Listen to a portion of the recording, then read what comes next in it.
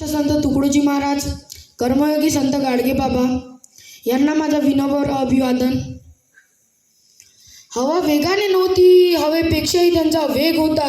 हवा वेगाने नव्हती, हवेपेक्षाही त्यांचा वेग होता. अन्यायाविरुद्ध लढण्याचा इरादा त्यांचा नेक होता. असा जिजाऊंचा शुभा लाखात नव्हे तर जगात एक होता, जगात एक होता.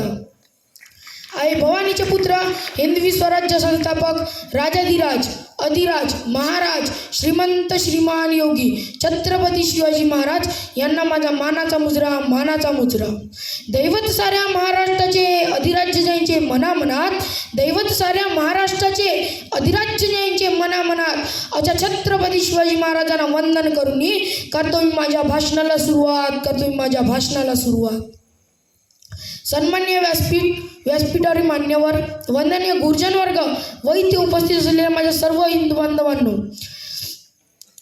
आज आपण सर्वजण इथे छत्रपती शिवाजी महाराजांची जयंती साजरी करण्यासाठी उपस्थित झालेलो आहोत.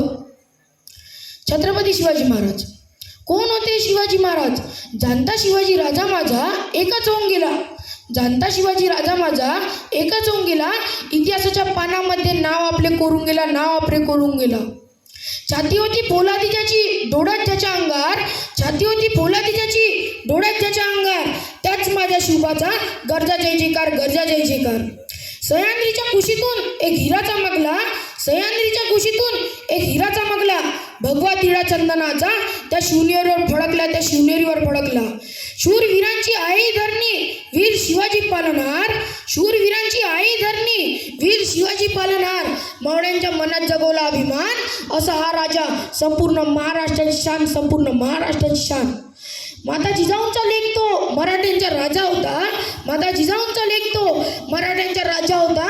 झुकला नाही कोणासमोर, मुघलांचा तो बाप होता.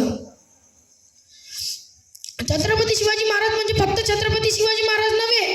छत्रपती शिवाजी महाराज म्हणजे सिंहासारखा गरजला तो शिवबा राजा होता. छत्रपती शिवाजी महाराज म्हणजे सिंहासारखा गरजला तो शिवबा राजा होता. स्वराज्याचे स्वप्न उशाशी घेऊन तो जिंकणारा होता. शौर्य स्वाभिमान अभिमान ज्याची गाथा अमर आहे, तो छत्रपती शिवाजी आमच्या हृदयात आहे. 19 फेब्रुवारी 1630 हा सोन्याचा दिवस. कारण या मंगल दिवशी पुणे जिल्ह्यातील शिवनेरी किल्ल्यावर एका तेजस्वी ताऱ्याचा जन्म झाला.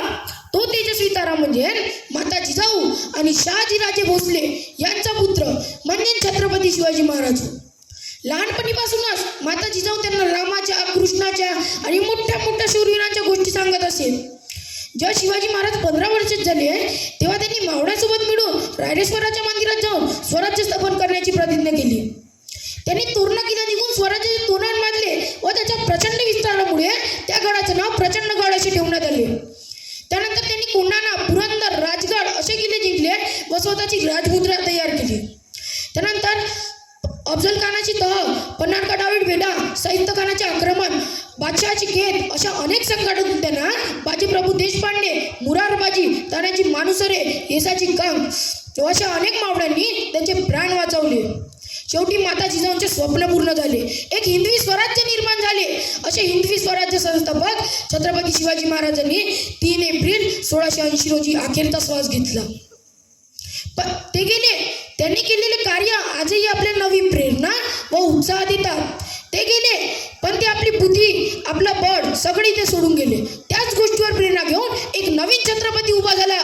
त्याचं नाव होतं छत्रपती संभाजी महाराज. माता जिजाऊंच्या आशीर्वादाने पराक्रम त्याने गाजवला. मराठ्यांच्या मातीसाठी जीवन अर्पण करून गेला. शेवटी मी जाता एवढेच म्हणेन, तुम्ही सर्वजण छत्रपती शिवाजी महाराजांचा फोटो स्टेटसवर ठेवलाच असेल. ठेवला का नाही ठेवला? बोला ना, ठेवला का नाही ठेवला? मी तुम्हाला असे म्हणणार नाही की तुम्ही तो फोटो स्टेटसवर ठेवू नका. जर तुम्हाला खरंच छत्रपती शिवाजी महाराजांचा फोटो कायमचाच ठेवायचा असेल तर आपल्या हृदयात ठेवा. ज्या मातीत जन्माला आलो तिचा रंग असा आवडा.